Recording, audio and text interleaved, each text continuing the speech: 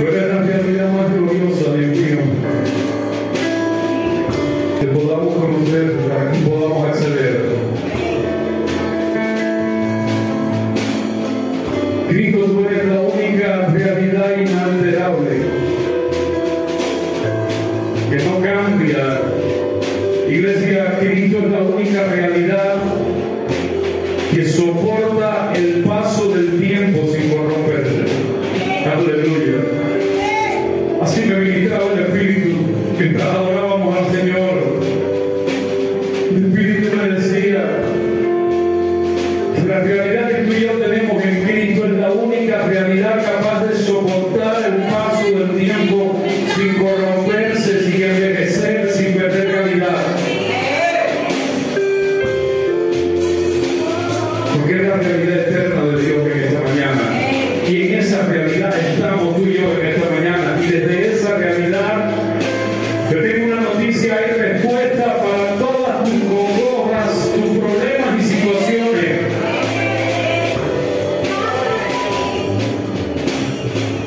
Es tiempo de que por la madurez comencemos a separar lo temporal de lo eterno. ¿Qué está en lo temporal? ¿Qué está en la línea del tiempo en esta mañana? Nuestros problemas, nuestras situaciones, nuestros desvelos, lo que no podemos resolver. Ahora, ¿qué está en la realidad eterna de Cristo en esta mañana? Nuestra herencia. En Cristo está nuestra herencia. ¿Qué puede decir amén en esta mañana? En Cristo están todas las cosas. En Cristo están todas las cosas en esta mañana. Así que yo no sé tú, pero yo decido vivir desde esa realidad. La realidad de arriba es la única que le puede dar sentido a la realidad de abajo. Señor, en esta mañana, conscientes de esa palabra, declarando, Dios mío, que queremos vivir desde la realidad de arriba. Espíritu Santo, ayúdanos a considerar en esta mañana la realidad de la cual fuimos colocados en Cristo Jesús. Iglesia, cuando el apóstol Pablo decía, el Señor le había dado un aguijón en la carne, no podemos definir con claridad qué era, pero sin duda era algún tipo de situación que lo debilitaba en lo humano. Porque te quiero decir que algo en esta mañana, Dios no te quiere fortalecido en lo humano. Dios te necesita debilitado en lo humano, porque solo alguien debilitado en lo humano se constituye en alguien fortalecido en lo eterno. Las dos naturalezas no pueden vivir con vigor dentro del hombre. Si estamos demasiado fortalecidos en lo humano, eso significa que lo eterno ha perdido terreno en nuestra vida. El apóstol Pablo decía, me fue dado un aguijón en mi carne. Y le voy a decir algo, gracias a Dios, el Señor no le permitió a Pablo decirnos cuál era el aguijón. ¿Sabe para qué? Para que hoy entendiéramos que lo importante no es el aguijón, porque puede que el aguijón en tu carne no sea el mismo que el de tu hermano. ¿Cuántos estamos en esta mañana? Podemos especular acerca de cuál era el aguijón del apóstol Pablo, pero nunca lo vamos a saber. Porque lo importante no es qué es lo que te está debilitando en esta mañana. Lo importante es que sin importar la debilidad de lo humano en esta mañana, tú y yo tenemos por la vida del Espíritu la garantía del vigor desde las cosas eternas. Tenemos mucho que decir y difícil de explicar por cuanto os habéis hecho tardos para oír. Porque debiendo ser ya maestros, después de tanto tiempo, tenéis necesidad de que se os vuelva a enseñar cuáles son los primeros rudimentos de la palabra de Dios. Y habéis llegado a ser tales que tenéis necesidad de ¿qué? Leche. ¿Necesidad de? Leche. Habéis llegado a ser tales que tenéis necesidad de leche y no de alimento sólido, Y todo aquel que participa de la leche es inexperto en la palabra de justicia. ¿Por qué? Porque es niño. Pero el alimento sólido es para los que han alcanzado madurez, para los que por el uso tienen los sentidos ejercitados en el discernimiento del bien y del mal. Vamos al capítulo 6, versículo 1. Por tanto, dejando ya los rudimentos de la doctrina de Cristo, ¿vamos a dónde? Diga, vamos adelante. Vamos, iglesia, todas, repita conmigo, diga, dejando los rudimentos. Diga conmigo, vamos adelante. A ver, ¿hay alguien acá que prefiera caminar hacia atrás? ¿Sabe por qué usted no tiene ojos en la parte posterior de la espalda? ¿En la parte posterior de la cabeza? Porque por diseño divino usted fue diseñado para caminar. Diga hacia adelante. Esto es en lo natural, pero esto también es en lo espiritual. ¿Sí? Por tanto, dejando ya los rudimentos de la doctrina de Cristo, vamos adelante. ¿Y qué está adelante? La perfección. Diga la perfección. La perfección. No echando otra vez el fundamento del arrepentimiento de obras muertas, de la fe en Dios, de la doctrina del bautismo, de la imposición de manos, de la resurrección de los muertos y del juicio eterno. Y esto haremos si Dios en verdad lo permite. Verso 4. Porque es imposible que los que una vez fueron iluminados y gustaron el don celestial y fueron hechos partícipes del Espíritu Santo y asimismo gustaron de la buena palabra de Dios y los poderes del siglo venidero, pero dice el verso 6, y recayeron, sean otra vez renovados para arrepentimiento, crucificando de nuevo para sí mismos al Hijo de Dios y exponiéndole a vituperio. Amados, el apóstol Pablo ha venido construyendo por 4 capítulos una verdad poderosa. Y perdónenme, dije el apóstol Pablo, pero no tengo cómo sostenerlo. Recuerden que no se conoce quién firmó la carta a los hebreos. Así que vamos a ser responsables en esta mañana. El escritor a los hebreos, por 4 capítulos, ha venido presentando a Cristo como el sumo sacerdote del Señor. Ha venido presentando a Cristo como la piedra de la salvación, la piedra angular. Ha venido hablando de la supremacía de Cristo por encima de todo el ceremonial del Antiguo Testamento, del Antiguo Pacto. El escritor a los hebreos ha venido diciéndole a Israel que aquella promesa que habían estado esperando por siglos, que la anunciaban a través de las fiestas, a través de todo el ceremonial del templo, dice, todo aquello que estuvo en pausa durante siglos y que estuvo siendo anunciado, les trae una noticia: ya está entre nosotros. Esa realidad gloriosa por la cual Israel adoraba, servía, hacía fiestas. ¿Qué eran las fiestas del Antiguo Pacto? Eran una anunciación, eran una anticipación profética de que un día se iba a manifestar la perfección de Dios, de que un día se iba a manifestar el favor de Dios, de que un día los hombres iban a dejar de vivir bajo el pesado yugo del pecado, de la vida sin Dios, y iban a ser traídos a una realidad plena, amplia, abundante, espesa. Ayúdame a definirlo con palabras.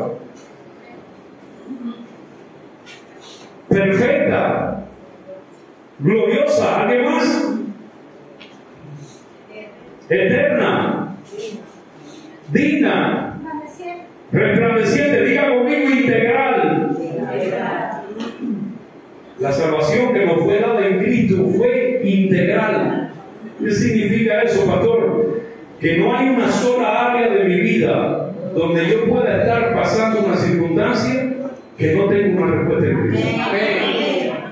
Póngale el nombre de acuerdo a su realidad en esta mañana. Una enfermedad tiene respuesta en Cristo. La tuvo. Cristo venció el poder de la muerte. Amén. El apóstol Pablo, escribiendo a los Corintios, decía: oro para que se les revele que en ustedes opera el mismo poder que operó en Cristo, resucitándole entre los muertos. ¿Qué es lo máximo que las tinieblas puede hacer o podía hacer? Muerte. La palabra dice que en nosotros opera el mismo poder que operó en Cristo, resucitando entre los muertos. Estaba diciendo el apóstol Pablo: si la iglesia se enterara, si la iglesia entendiera por revelación que en ella opera el mismo poder de resurrección responsable de levantar a Cristo de los muertos, que a ti y a mí hay una casa espiritual que tiene rango cielo que nos sostiene en esta mañana, que tú y yo no nos presentamos a la vida, a los escenarios disímiles de la vida, desde guapería evangélica de alguien que tiene 4 versículos, una Biblia y una camisa de manga larga, que nos presentamos con una medida de conciencia que sin querer, sin pretenderlo nosotros fuimos hechos muertos en la muerte de Cristo, pero fuimos resucitados en la resurrección de Cristo, que ya no estamos en esta realidad. Por más que estemos sentados en esta mañana en este lugar, porque legalmente a través de la salvación fuimos levantados de esta realidad donde viven todos los hombres que no tienen al Señor, y fuimos constituidos hijos de Dios. Amén. Constituidos hijos de Dios. El Señor nos vino examinando a Iván, diciendo: reúne algunas características, canta bien, ministra, pero no, el Señor tomó una determinación. Dijo: por gracia, a todo aquel que responde en fe y en obediencia al sacrificio de mi Hijo, yo decido constituirlo mi Hijo. Y otra de las cosas que el Señor hizo en la cruz fue que nos imputó su justicia. Es un término legal, es un término jurídico. ¿Tenemos algún abogado acá? Licenciado en Derecho, Raulito, ¿alguien más? La palabra imputar es fuerte, Raulito, en términos legales, ¿verdad? ¿Qué significa que nos imputó su justicia? Significa que no vino a nosotros también a buscar los méritos para declararnos justos. De manera soberana, unilateral, nos vio en el Hijo y nos concedió su justicia. Porque nadie puede ser hijo si no es por la justicia de Dios. Porque el parámetro para ser hijo es haber reconocido al Hijo, haberlo aceptado y haber reconocido y aceptado, diga, su justicia. ¿Cuántos hijos de Dios en esta mañana? Levanten la mano los hijos de Dios. Si usted no es hijo, puede quedar con la mano abajo. Los hijos de Dios. ¿Qué nos hace hijos en esta mañana? Lo extraordinario que somos. Credenciales humanas, diplomas en la pared, mostrar ¿cómo se le llama lo que las empresas piden? Un currículum. De haber sido una persona intachable. No. Lo que nos constituye hijos en esta mañana es que su justicia se constituyó en nuestra justicia. Amén. Se nos imputó la justicia de Dios. Amén. Eso es demasiado fuerte. ¿Sabe por qué es demasiado fuerte? Porque todos los que estamos en este lugar hemos vivido la mayor parte de nuestra vida bajo la meritocracia. ¿Qué meritocracia? Favor merecido. Usted y yo en la pasada manera de vivir sabíamos que si hacíamos la cosa bien, nos iba bien. Si hacíamos la cosa mal, nos iba mal. Ahora aparece Dios en nuestras vidas y nos convence por el Espíritu que ya el que nos vaya bien o mal no depende de que hagamos bien o mal, depende de que su justicia nos fue imputada. Pastor, entonces salvación es happy la vida, puedo vivir como quiera, hacer como quiera. No, porque otra de las implicaciones de la justicia de Dios imputada a mi vida es que ahora yo tengo capacidades que bajo la naturaleza del pecado no tenía. Y una de esas capacidades, ¿cuál es? Vivir y caminar en justicia. Tú puedes caminar en justicia. No desde los parámetros humanos, diga desde los parámetros divinos. Así es. Si eres hijo de Dios, tú puedes obedecer. Así es. Todavía hay mucha gente escudándose detrás de decir, porque somos débiles en la carne. ¿Hasta cuándo? Si estamos leyendo al escritor a los Hebreos, decir que el Señor tiene una expectativa, y es que avancemos a dónde? Perfección. Diga la perfección. Así es. ¿Dónde nos está esperando el Señor? La perfección. Diga la perfección. Así es. ¿De mis propias obras? No, en la perfección ¿cuál? De Dios. En la perfección de Jesucristo. ¿Y cómo accedemos a la perfección de Dios? Operando desde la realidad espiritual de tu nueva vida. Operando en obediencia. No quedándonos anclados al protocolo de vida que teníamos antes. Donde si me hacían, yo hacía.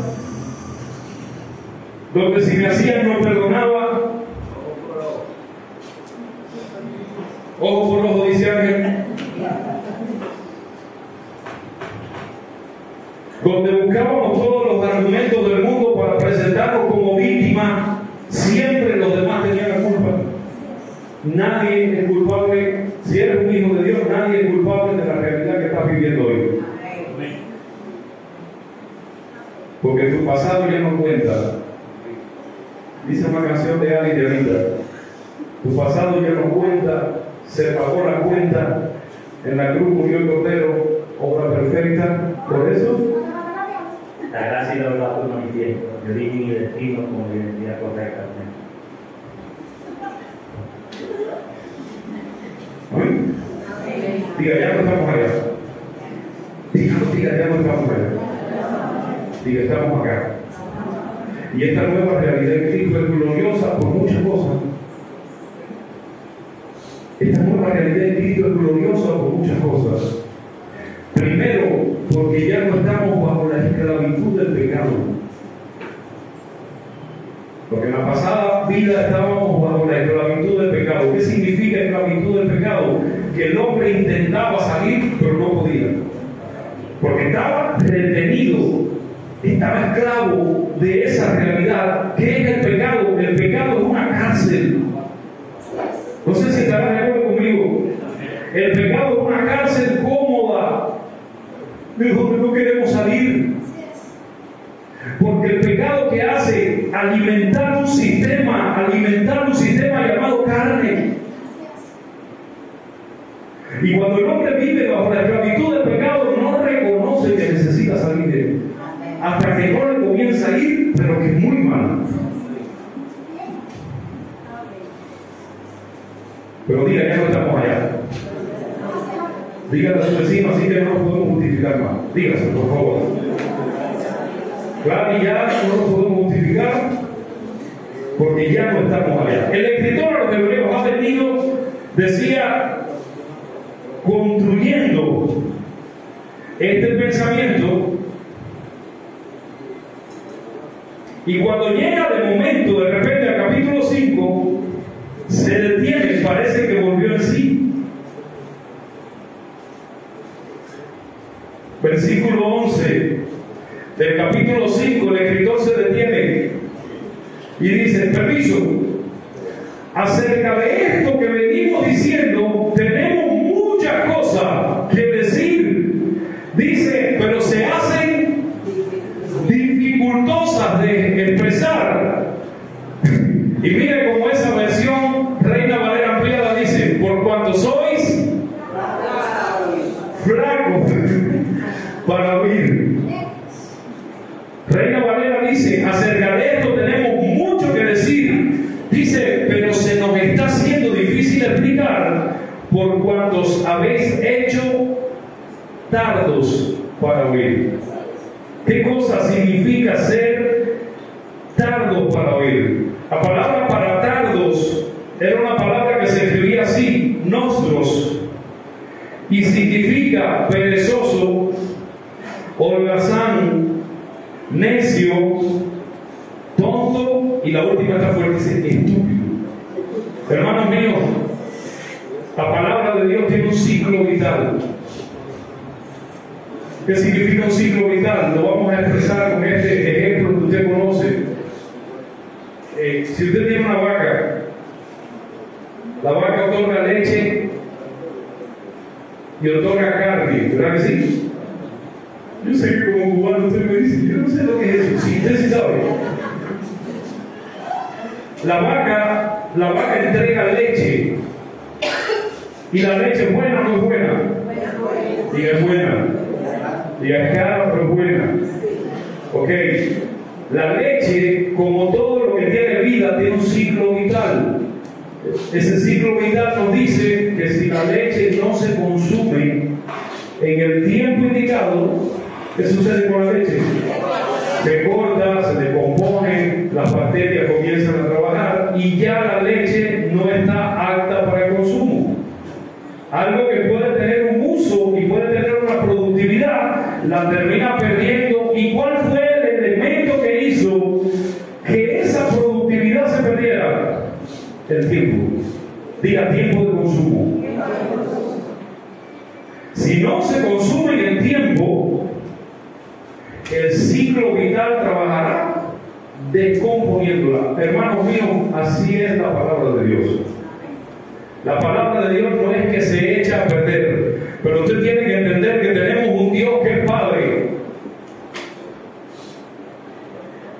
Y que cuando ese Padre entrega una palabra, la expectativa es que esa palabra produzca su efecto en tiempo real, porque si no lo produce en tiempo real, y esa palabra se queda en mí como un sonido, si esa palabra se queda en mi mente como una doctrina, como una frase, como un eslogan, entonces la palabra no producirá, escuche esto, la redención que el Señor quiere traer a nosotros. Cuando Dios quiere redimirte, cuando Dios quiere sacarte de una realidad de muerte, cualquiera que sea en esta mañana, escúcheme, cualquiera que sea la realidad de muerte personal, familiar, matrimonial, profesional, lo que te esté pasando en esta mañana, la palabra de Dios tiene poder vital para resolverlo.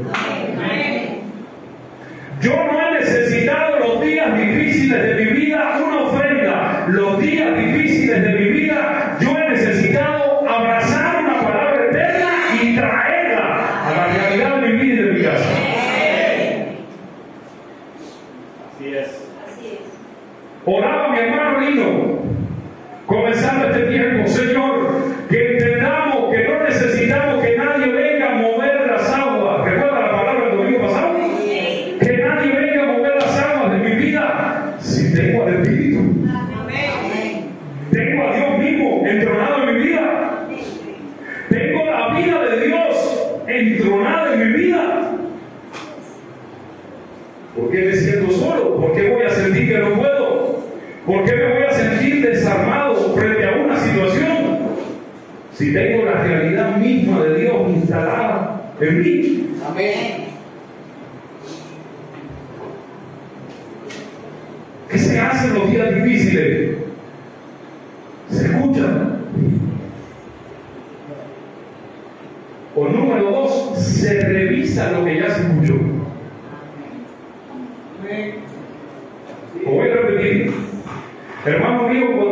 pasando un día difícil, procura escuchar a Dios o revisar lo que ya escuchaste, porque puede que en lo que ya escuchaste esté la respuesta de Dios por lo que esté pasando hoy.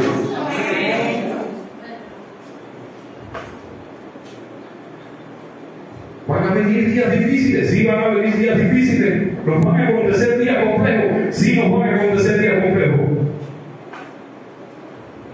Vamos a ser alados con violencia a las profundidades, sí, vamos a ser alados con violencia a las profundidades por situaciones, por escenarios que no vamos a poder controlar en lo humano, pero te quiero decir algo, si en lo más profundo de una situación, por la vida del Espíritu, tú recuerdas una palabra que te fue entregada, en ese momento se va a activar en ti el recurso eterno para salir a flote. La gente diagnostica nuestro quebrantamiento, nuestra muerte, ya se terminó. Y cuando nos vuelven a ver, nos descubren con una sonrisa y preguntan de dónde salió. Dígate lo que está dentro. No lo compré en una tienda. No lo intercambié por dinero, por dólares, por MLC. Lo que está dentro lo intercambié por una sola cosa. Determinar, posicionarme cuando Dios está hablando. Amén. Posicionarme en obediencia, en reconocimiento, no a lo que portamos la palabra, diga a Él. Porque aunque no le guste mi cara, hermanos, cuando predicamos la palabra no venimos a traer un conocimiento humano, venimos a traer aquello que consideramos que el Espíritu pone en nosotros para acercar un recurso al cuerpo de Cristo. No hay nada de extraordinario en llover. Si usted me conociera más allá de la vida en Cristo, no tengo nada que lo pueda deslumbrar. Sin la vida de Dios no tenemos nada que valga la pena. Si no, haga memoria de dónde usted fue sacado. Porque estoy seguro que todos, más que menos, tenemos una historia de vergüenza. Tenemos un pasado de vergüenza. Pero diga conmigo, pero tenemos un presente de gloria. Tenemos un pasado de Señor.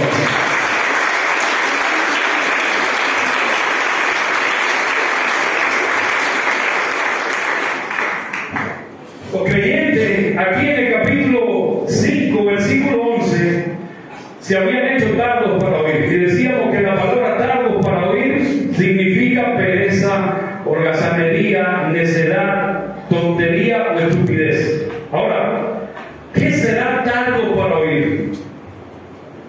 Tardo para oír tiene que ver con que no respondemos en tiempo real a lo que el Señor está hablando. El apóstol Pablo venía y decía, o el escritor a los hebreos, perdón, decía, no hay coherencia entre el tiempo cronológico que llevan escuchando la palabra, dice, y el sistema digestivo de la iglesia. Dice, venimos con vianda, venimos con una verdad contundente, venimos con una palabra capaz de hacer explotar tu vida en crecimiento, en multiplicación y madurez, pero sería irresponsable suministrarla. ¿Por qué? Porque todavía sois niños. O sea, en cuanto a la manera, en cuanto a lo que la palabra ha construido en nosotros, todavía somos niños. ¿Y qué es lo que hace que el escritor de los hebreos nos pueda calificar, o Dios nos pueda calificar como niños o como maduros?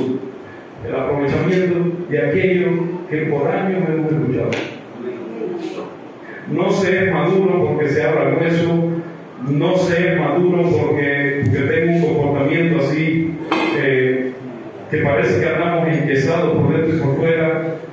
No se es se es maduro por una sola cosa. Muéstrame tu nivel de arrepentimiento a partir de la palabra. Muéstrame tu nivel. Cuando alguien quiera presumirte de madurez, ponle el termómetro, dice, muéstrame el efecto de la palabra en tu vida. Pero no lo pone, muéstrame el efecto de la palabra en tu vida, cómo está tu nivel de obediencia al Padre, tu nivel de arrepentimiento, cómo estás viviendo a puerta cerrada. Muéstrame la estatura de hombre que eres, de padre que eres, de esposo que eres. Muéstrame tu estatura como madre, como mujer. ¿Verdad que sí? Sí es. Dice el escritor a los hebreos. Me tengo que detener un momento. Y fíjense que el escritor a los hebreos tenía guardado el arsenal más grueso. Porque a partir del capítulo 6 ya comienza a entrar fuerte a confrontar el pacto. Capítulo 7, 8 y 9 de la carta a los hebreos. Llevo años recomendándoselo. Lea Hebreos, lea Romanos, pero deténgase capítulo 7, 8 y 9. Porque ahí está la arquitectura de la vida en Cristo. ¿Cuántos quieren saber cómo vivir en Cristo? Hebreos 7, 8 y 9. A partir del capítulo 7, desactiva todo lo que pertenecía al antiguo pacto, todo lo que ya no estaba vigente en Cristo, y deja la plataforma presente de la iglesia en el nuevo pacto. Le enseña a la iglesia a vivir en Cristo. O sea que había mucho más que decir. Dice, pero me tengo que detener. ¿Por qué? Porque no está viendo aprovechamiento de la palabra. Está diciendo tardo para oír. Y quiero hablarle de algunos problemas que tenía la iglesia de los hebreos. Número uno, mucho tiempo sin avanzar. Los que toman nota, algunas manifestaciones de la inmadurez, tiempo sin avanzar. Se espera que si tenemos al Señor, avancemos. Así es. Yo no sé tú, yo quiero avanzar. Yo quiero una vida más floreciente que la que tengo hoy. Yo quiero crecer, yo quiero multiplicarme, yo quiero expandirme. ¿Alguien está acá? Yo quiero. Pero ¿sabe de dónde nace ese anhelo? Ese anhelo en ti y en mí no nace del orgullo del hombre sin Dios, que sueña en cosas grandes. Este anhelo nace de la naturaleza de Cristo que está instalada en nosotros. Todo lo que tenga la naturaleza de Dios, todo lo que tenga la vida de Dios, todo lo que tenga la naturaleza de Cristo está condenado a crecer, a madurar, a expandirse, a gobernar, a multiplicarse. Amén. ¿Alguien que está acá esta mañana? Amén. Mi hermano, está condenada a pesar de la edad que no es mucha, y con ese pelo, ese maquillaje menor, está condenada, vaya, a que tus mejores días vengan de camino. Ahora no lo puedes planificar humanamente, porque lo que Dios tiene en Cristo siempre es mucho más grande que lo que humanamente podemos nosotros definir como éxito. Si yo preguntara en esta mañana, vamos a definir éxito entre los que estamos acá, estoy seguro que la mente que es traviesa enseguida iba a viajar a interpretar éxito como tener cosas. ¿Verdad que sí? Pregúntele a un cubano estándar, promedio, que no tiene al Señor, ¿para ti qué es éxito? Dice, mi planta, carro moderno, tarjeta MLC obesa. O todo eso en otro lugar. O todo eso en otro lugar. ¿Verdad que sí? Salud. ¿Está conmigo o no está conmigo? Salud. Éxito es fe. ¿Sabe qué es fe para la gente sin Dios? Familia en el extranjero.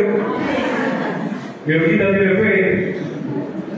Pero hay fe activa y fe pasiva. Entonces, humanamente uno trata de definir lo que es éxito.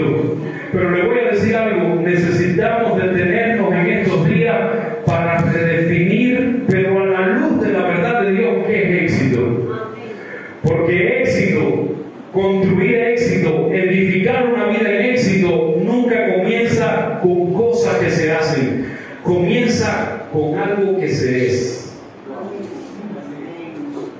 Yo no tengo las cosas que hago. Yo tengo éxito porque yo voy recobrando por el Espíritu el entendimiento de aquello que soy. Tu crecimiento, tu expansión, tu florecimiento siempre va a ser directamente proporcional a tu entendimiento de quién eres en Cristo. ¿Pero sabes por qué no nos gusta? Porque nos gusta más hacer para conseguir. Nos parece el camino más seguro. Si tú le dices a alguien, hermana mía, confía porque el Señor en su fidelidad lo va a hacer. Eso moviliza una medida, diga conmigo, de gestión espiritual. Si yo le digo a usted que el Señor lo va a hacer, eso tiene que provocar dentro de usted un ejercicio espiritual de creer, de abrazar, de no dudar, de llamar todas mis dudas y encerrarlas bajo tierra para que la certidumbre y la certeza de que si Dios lo dijo, lo va a hacer aparezca. Entonces, siempre va a ser más fácil, escuche, gestionar humanamente desde nuestra fuerza que creer y recibir por gracia. La trampa en nuestra mente no debe estar. ¿Cómo ayudo? ¿Cómo colaboro con Dios para que lo que Dios ha dicho que va a hacer sea? Diga conmigo una trampa. Porque le voy a decir algo. Dice la Biblia que tenemos un Dios que no comparte su gloria. Gracias por su entusiasmo. Dice la Biblia que tenemos un Dios que no comparte su gloria. Dios no compartió su gloria contigo. Dios tomó toda su gloria y te hizo participante de esa gloria, pero no la compartió. Compartir es dar una porción de algo. ¿Ha visto los niños cuando están comiendo algo y tú le dices, comparte con Alejandrito? Y los niños así con la puntita de las uñas. Diga, Dios no comparte. Diga, Dios imparte. Dios no nos dio algo. Dios nos dio al Hijo y en el Hijo todas las cosas. Y entonces cuando esa medida de entendimiento por el Espíritu, pero escúcheme, por lo reiterativo de la palabra, por exponerme de manera sistemática a la palabra, ¿con qué frecuencia nos exponemos a la palabra? Si lo hacemos de manera sistemática, lo sistemático va a producir una realidad. Por exponernos sistemáticamente a la palabra, una brecha de luz, escuche, una brecha de luz de Dios va a comenzar a quebrar la oscuridad de la ignorancia, amado. Muchas veces antes de estar enfermos en el cuerpo hemos estado enfermos, diga, de ignorancia, de desconocimiento de lo que Dios hizo, de desconocimiento de lo que Dios nos otorgó. Yo no hago nada, escúcheme, no hago nada con trabajar toda mi vida para dejar a mis hijos posicionados con algunas cosas resueltas, si ellos nunca se enteran de conciencia de todo lo que tú y yo como padres trabajamos para dejarles. Si ellos no son conscientes, no sirvió de nada. Y ahí es donde el apóstol Pablo, ahora sí Pablo, a la iglesia de los Gálatas, el capítulo 4, versículo 10, les dice, amados, el problema de ustedes es que son herederos, son señores de todo, pero por la falta de entendimiento y de luz de todo aquello que les fue dado, dice, ustedes siguen teniendo comportamientos de esclavos. Le está diciendo el apóstol Pablo a la iglesia en Galacia, el Señor les entregó todos. En Cristo nos fueron dadas todas las cosas